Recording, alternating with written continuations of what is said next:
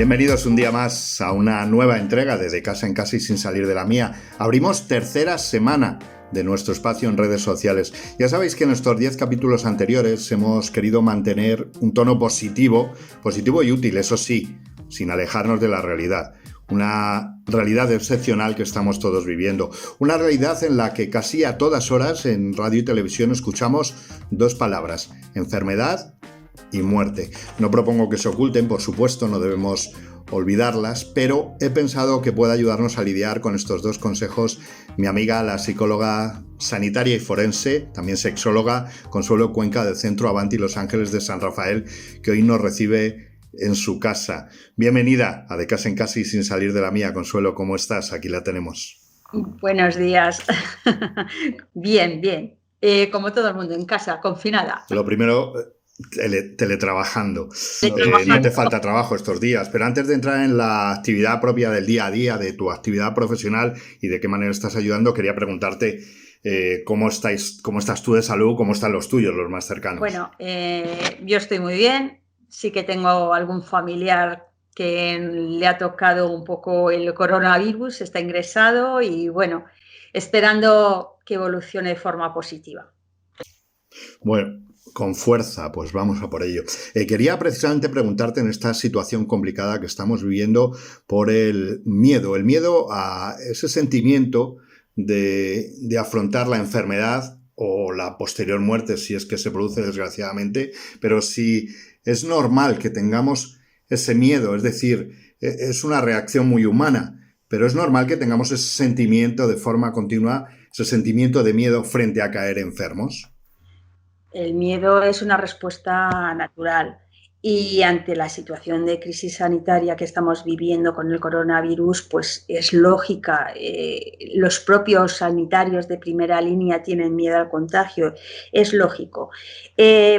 Date cuenta que día a día está inundando nuestras vidas y sobre todo tenemos esa sensación de vulnerabilidad, pero no solamente a nivel físico, sino también a nivel psicológico y social.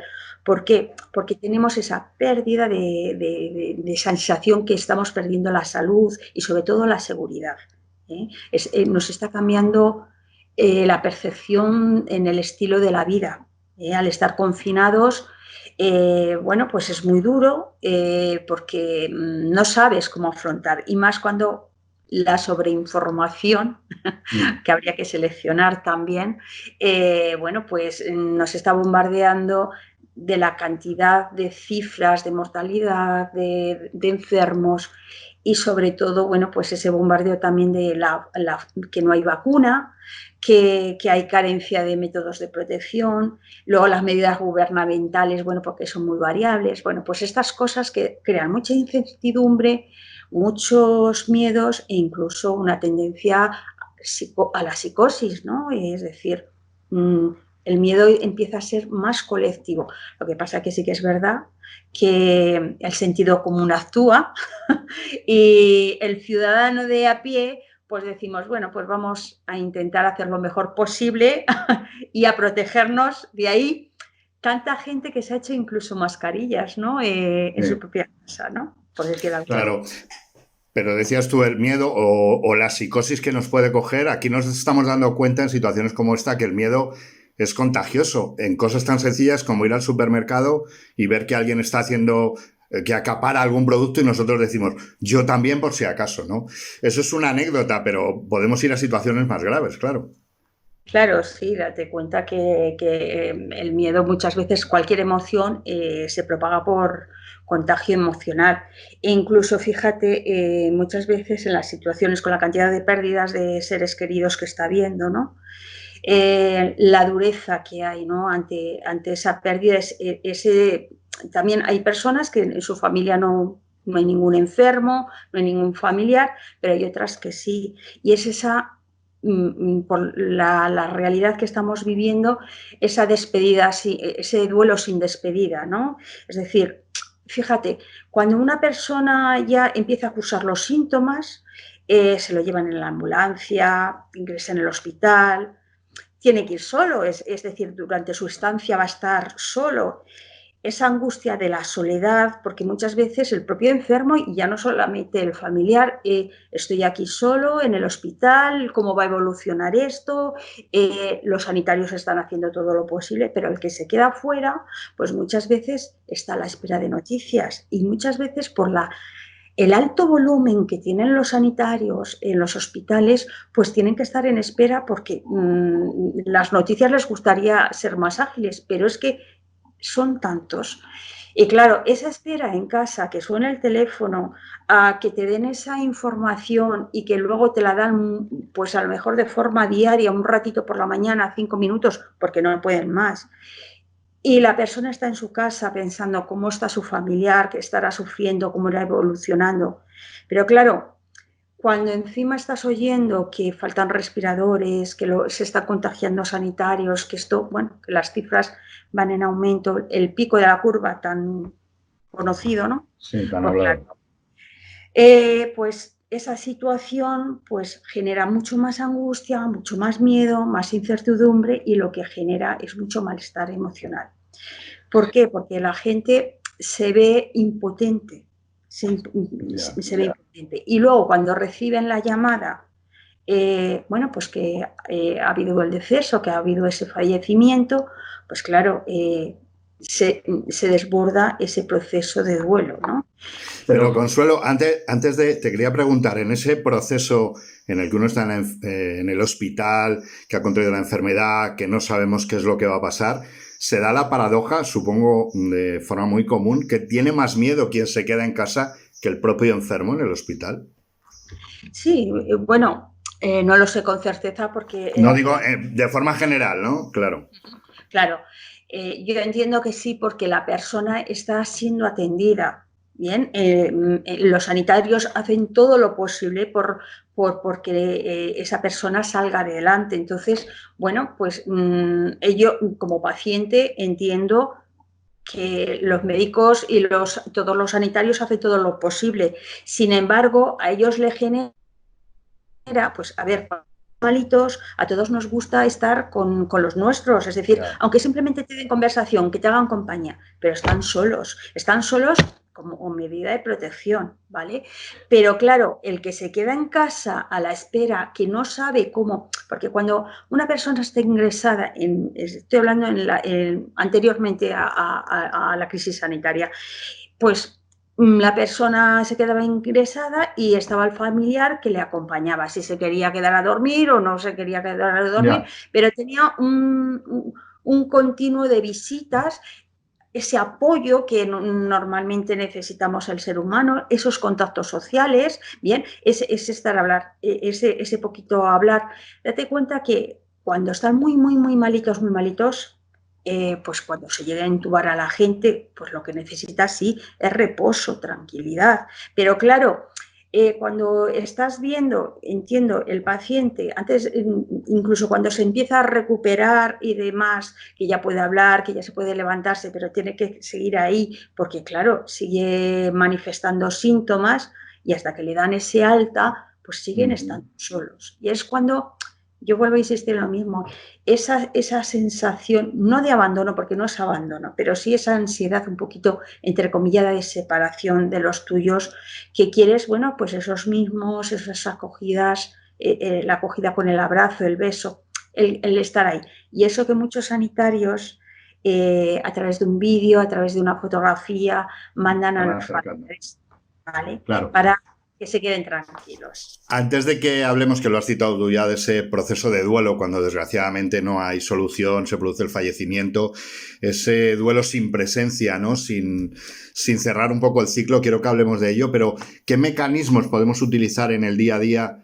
Primero, sobre cosas que ya hemos hablado, de cómo evitar ese miedo continuo a la enfermedad, incluso a la muerte, si hay mecanismos que podamos despertar. He oído por ahí decir, no pensar en el futuro, pensar en el día a día.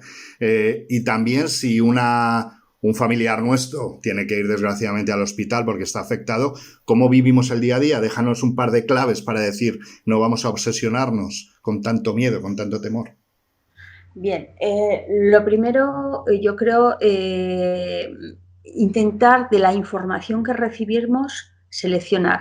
¿vale? Seleccionar aquellas fuentes que sean más oficiales.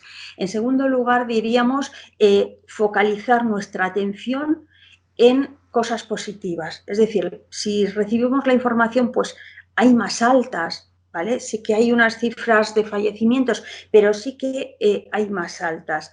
Luego, si nos damos cuenta, el despertar. Ahora mismo, muchas veces hay bloques de vecinos que antes no se conocían los vecinos, ¿no? Ya, Ha sido también una oportunidad de ver, bueno, pues ese compañerismo, ese vínculo que tenemos el ser humano de ante las adversidades, hacerlas frente de forma grupal, ¿no? Día a día, bueno, pues intentar siempre mantener una actitud positiva. Vamos a hacer todo lo posible. Si esta persona está ingresada, el resto vamos a guardar todas las medidas de protección para no caer en la misma situación. Bueno, intentar sobre todo organizar rutinas,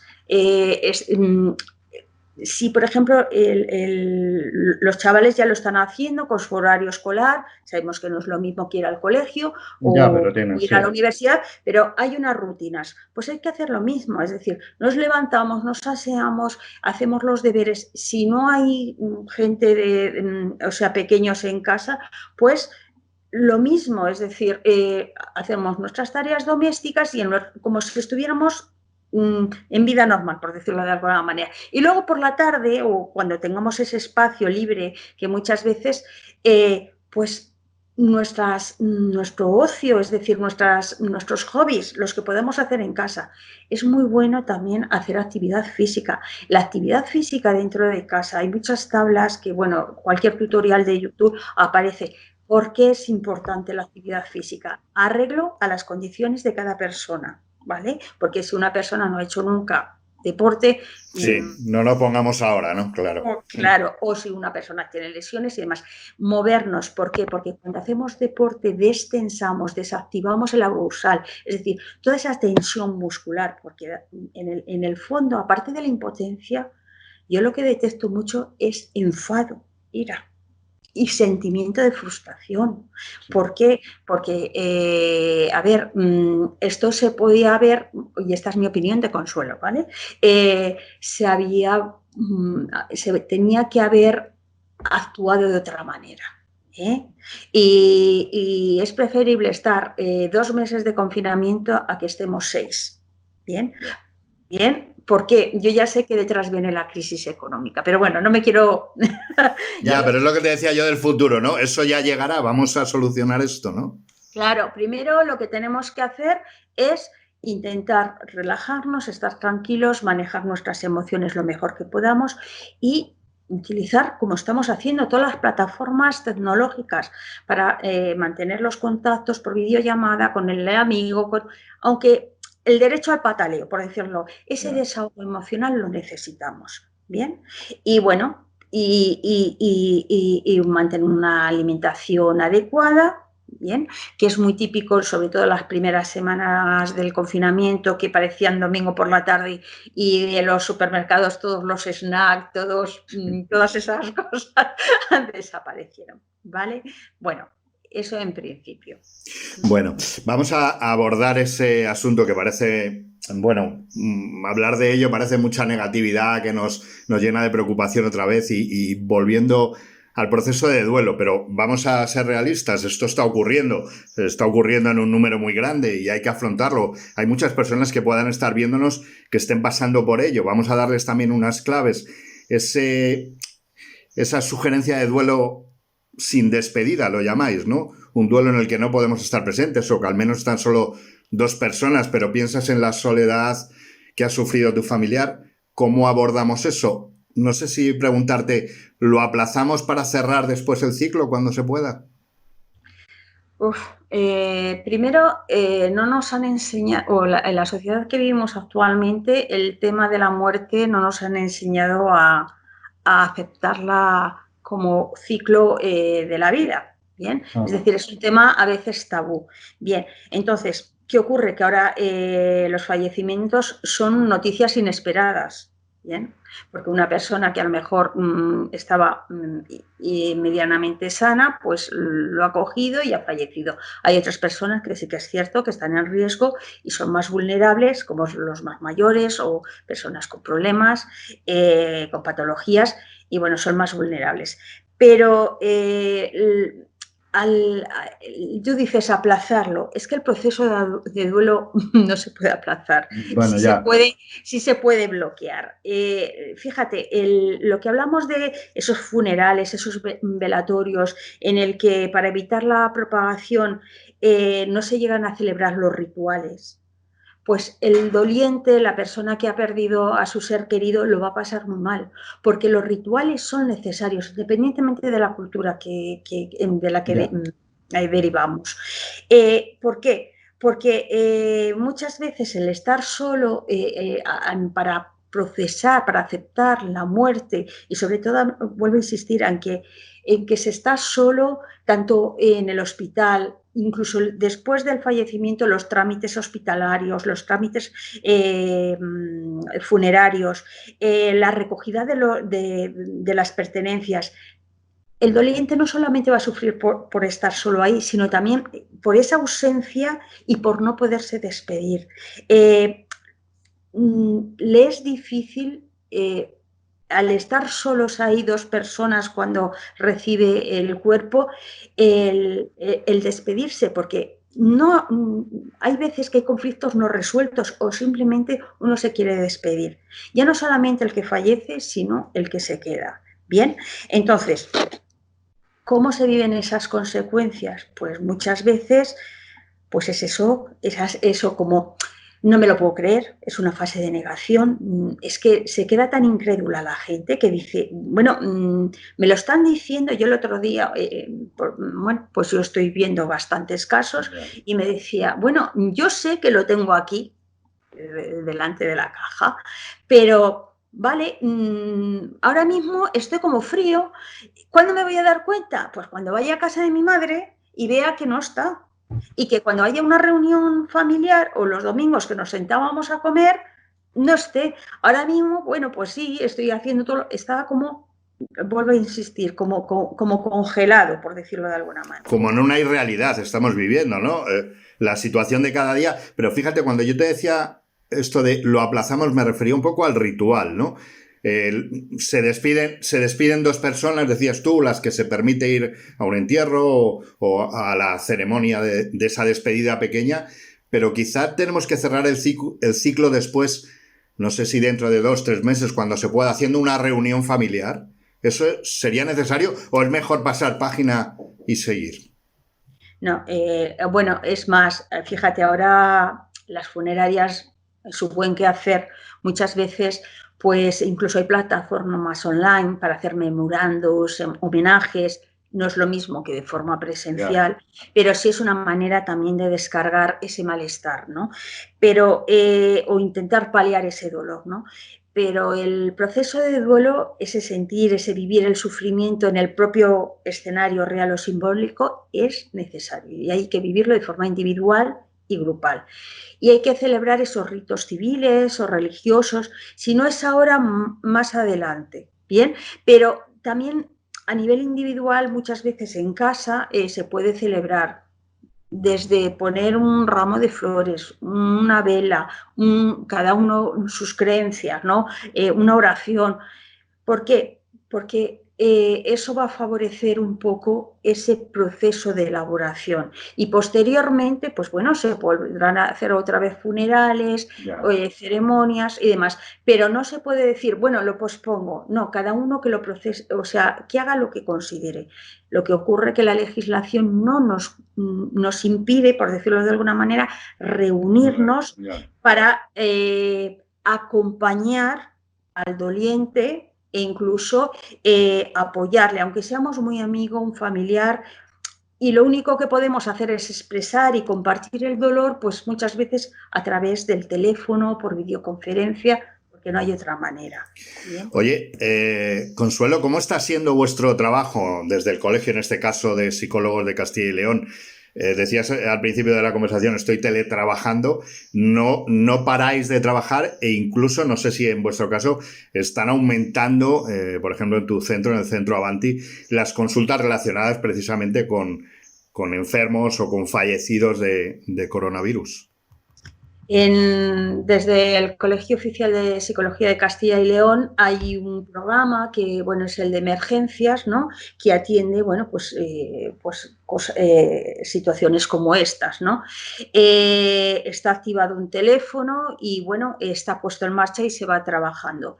Yo pertenezco también a ese programa y yo de momento no nos han llamado o está proporcionado ese teléfono a todas las instituciones. Nos hemos puesto a disposición de todas las instituciones gubernamentales. Bien.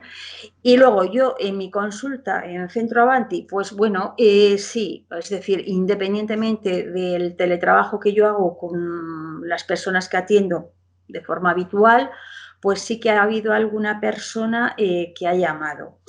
¿Qué ocurre? Que ahora mismo muchas de las personas que están pues, en pleno proceso del duelo tampoco tienen la fuerza como para descolgar un teléfono o hacer una videollamada. Bien, les cuesta un poco, pero sí, estoy atendiendo a gente. Y lo más general, así por destacar, como factor común, es, bueno, el enfado. Están como muy enfadados con la situación actual. Mucha gente dice que, bueno, lo típico que se suele decir en los duelos, pero bueno, es porque se siente, no es un tópico, es porque le ha pasado a mi padre, a mi hermano, y no le ha pasado otro, pero sobre todo es la sensación de impotencia y porque no se han puesto las medidas suficientes para la propagación. Bueno, y bueno, es un poco la línea general. Pues vamos las a hacer... manifestaciones típicas de ellos, sí, dime. No, dime, continúa. Sí, que las manifestaciones clínicas típicas del duelo depende mucho de cómo lo regule individualmente la persona, cómo la exprese, ¿no? También el origen, es decir, el origen cultural, sociocultural, porque hay culturas que enseñan a reprimir las emociones y hay otras que no hay ni, al contrario, es mucho mejor expresarlo, es decir, acuérdate de las antiguas plañideras de Egipto, ¿no? Que incluso que actualmente también se llegaban hace unos años a pagar para que fueran dentro de esos rituales, ¿no? Las circunstancias de la pérdida, es decir, no es lo mismo a nivel personal. A ver, con todos mis respetos, una persona de un rango de edad alta que a lo mejor una persona más joven, cada uno en sus circunstancias, ¿no? Porque un padre de familia, a lo mejor que tenga niños, la situación que va, las consecuencias de esa pérdida para esa familia, ¿no? Y las emociones, pues vuelvo a decir lo mismo, el fracaso, la sensación de fracaso, los sentimientos incluso de culpa, ¿por qué me he contagiado? Hay una cosa que también estoy atendiendo a sanitarios y es, por ejemplo, ataques de pánico, ¿vale? Ataques de pánico que dicen, o sea, yo no quiero ir a trabajar, es que en el momento porque no tengo material, ¿no? Y claro, dice, mi mayor temor no es que yo me contagie, es que yo vuelvo a mi casa y tengo 2 niños. Claro. ¿Vale? Entonces, bueno, hay un poco lo mismo, y el que se ha contagiado, pues dice, es que si hubiera habido hubiera habido material. Y hay otra cosa muy que llama la atención y es como ellos dicen algunas veces el doliente, que sentir envidia por aquellos amigos o familiares que todavía conservan, bueno, pues a sus queridos. La envidia entrecomillada, ¿bien? Es decir, fíjate, a mis vecinos no les ha pasado nada, a mis padres, sin embargo, a mi padre le ha afectado. Bien, estas cosas.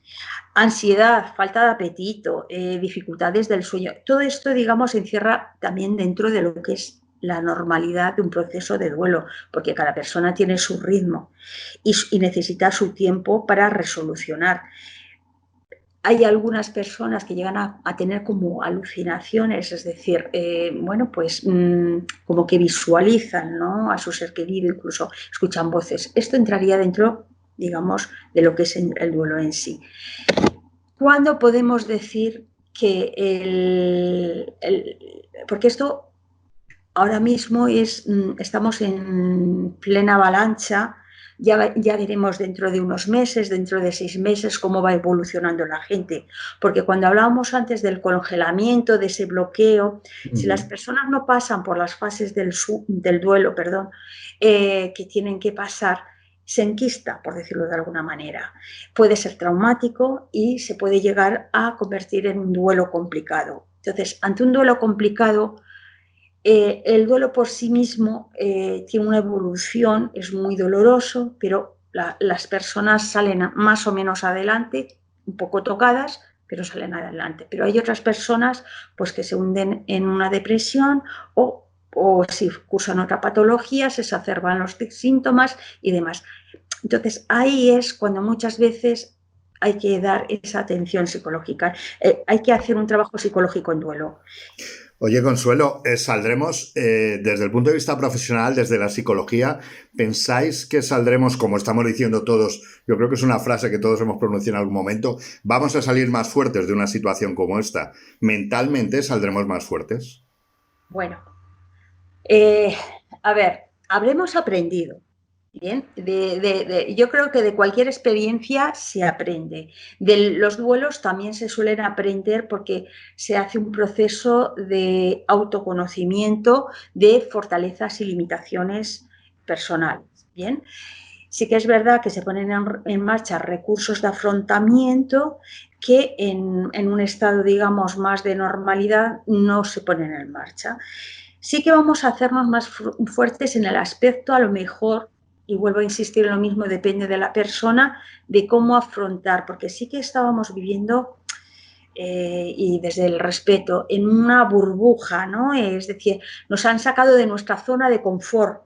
Yeah. ¿Bien? Y entonces, ahora hay que luchar por salir adelante. Tú hablabas de la crisis económica, pero también de la crisis existencial, ¿no? Es decir, pensábamos que todo lo que hablaba yo inicialmente de ese estado de seguridad, ahora mismo lo que generalmente produce la incertidumbre o la angustia es ¿qué va a pasar mañana? Porque, vale, ahora lo estamos haciendo todos muy bien, vamos a meternos todos ahí, ¿bien? Pero claro, esto sabemos que es una parada temporal, pero las consecuencias, y ese es el miedo que crece, ¿no? El miedo, el fantasma que va creciendo. Entonces, bueno, aprender, pues a nivel individual aprenderemos lo que podamos. Yeah. No es que haya vamos a salir más fuertes. ¿Fuertes sobre qué? Porque depende de la perspectiva que lo mires o el eje que lo mires. Es decir, fuertes a nivel económico, pues no lo sé. Fuertes a nivel personal, pues sí, a lo mejor sí, es lo que estoy diciendo, las fortalezas individuales, la manera de afrontar la vida, bien. En otros sectores es un poco, no sé, hacer un poco de bruja, pero eso no puede ser. Mira, me gustaría decirte unas sugerencias para el duelo sin despedida. ¿Vale? Sí. Y luego te voy a contestar la segunda pregunta muy rápido. Las sugerencias, podremos decir que cuando no nos podemos despedir de nuestro ser querido que ha fallecido es, bueno, consultar con el médico cualquier duda acerca de la situación que lo desencadenó, eso suele tranquilizar bastante, expresar lo que se siente a personas de confianza, aceptar como normales, como proceso del duelo, la tristeza, el miedo, el enfado, aunque sea muy doloroso, recordar esos momentos vividos especiales con la persona querida, darse tiempo. Vuelvo a insistir, cada persona tiene un ritmo, no hay que meter prisa. Podemos llegar a recopilar fotografías, vídeos de cosas como una cajita del recuerdo, ¿no? Reflexionar sobre todo a los nuevos roles que nos toca asumir cuando falta una persona. Antes hablaba de esta persona que falleció, que deja 2 niños. La madre tendrá que hacerse cargo de otro rol también paterno en algún momento, compartir los buenos y malos ratos con otras personas vividos con el fallecido, tener en cuenta esa ceremonia de despedida que hablábamos antes con los más allegados, buscar la desconexión mental, sobre todo mediante actividades que bloqueen esos pensamientos repetitivos de lo que ha sucedido, de lo que podría haber sido, todo eso, todo lo que es pensamiento negativo. Y tener esos momentos de soledad para ese desahogo. Ahora mismo confinados, pues me voy al baño, me voy a la habitación, es decir, para no contagiar a los demás. Insisto otra vez, establecer rutinas, horarios de dieta, de sueño, de aseo, y en un caso ya que no se pueda manejar la situación, pues recurrir principalmente a los psicólogos y las psicólogas. Bueno, hemos querido abordar hoy esos dos conceptos que tanto oímos y nos preocupan estos días, el de enfermedad y muerte, esos conceptos de miedo, esas situaciones que estamos viviendo todos. Nos quedamos ya sin tiempo, pero quiero aprovechar también tu condición de sexóloga y vamos a quitarle un poco de hierro a todo esto. Quiero preguntarte si una situación como esta, tan excepcional, de confinamiento, de acercamiento casi obligado, porque no nos queda más remedio, estamos también gastando muchas bromas sobre esto, puede ayudar, en un sentido y en otro, puede ayudar a mejorar una relación de pareja que estuviera un poco tocando el punto de equilibrio, o definitivamente puede acabar con ella. Respecto, por tema de tiempo, las parejas, es decir, depende de la base que tengan. La convivencia, muchas veces los roces de convivencia hacen saltar las chispas y las alarmas. Yo creo que una comunicación abierta, flexible, en el que sea el diálogo, en el saber aceptar la opinión del otro, el ser respetuoso con el otro, es decir, no vulnerar los derechos de la otra persona, que si a mí me gusta hacer, yo qué sé, patatas con costillas y a ti no te gustan, bueno, pues se hace otra cosa. Hoy vemos una película de acción y mañana vemos una romántica. Bien, e interesarme por qué siente, qué le preocupa al otro. No soy yo el centro de atención. Y sobre todo, expresar todo el cariño que se pueda. Bueno, no quiero cogerte más tiempo. Qué importante. No, me gusta mucho lo que has hecho. Consensual, siempre consensuada, por favor. Bueno, ahora hay tiempo de sobra para todo, así que efectivamente vamos a aprovecharlo. Me quedo con eso que has dicho al final, interesarse por cómo se siente el otro, el que tienes al lado. Eso es muy importante, no meternos en nuestros miedos, por volver a lo del principio, y compartir, saber cómo está. Muchísimas gracias, Consuelo Cuenca, psicóloga sanitaria y forense, sexóloga, también miembro del Colegio Oficial de Psicólogos de Castilla y León, amiga personal, que he querido pedirle que me dejaras entrar en tu casa, que entrar en su casa para tener esos consejos y abordar dos asuntos que no hay que ocultar. Tampoco tenemos que obsesionarnos con lo negativo, sino ir manejando esto con esos consejos que nos has dado, que nos han ayudado muchísimo. Muchas gracias. Como digo cada día, no puedo daros un abrazo físico, pero sí le doy a la pantalla este abrazo. Consuelo, me alegra mucho hablar contigo. Gracias por haber estado aquí De Casa en Casa y sin salir de la mía. Que siga todo bien. Gracias por vuestro trabajo que estáis haciendo directamente con cada uno que lo necesita. Los psicólogos sois una parte, un bastión, iba a decir, muy importante para mantener nuestra cabeza en condiciones, en situaciones tan difíciles como estas. Muchas gracias, cuidaos mucho y seguimos en contacto, por supuesto. Muchas gracias y simplemente decir que vamos a salir todos, pero bien, vamos a salir adelante. Buena mañana. Un beso.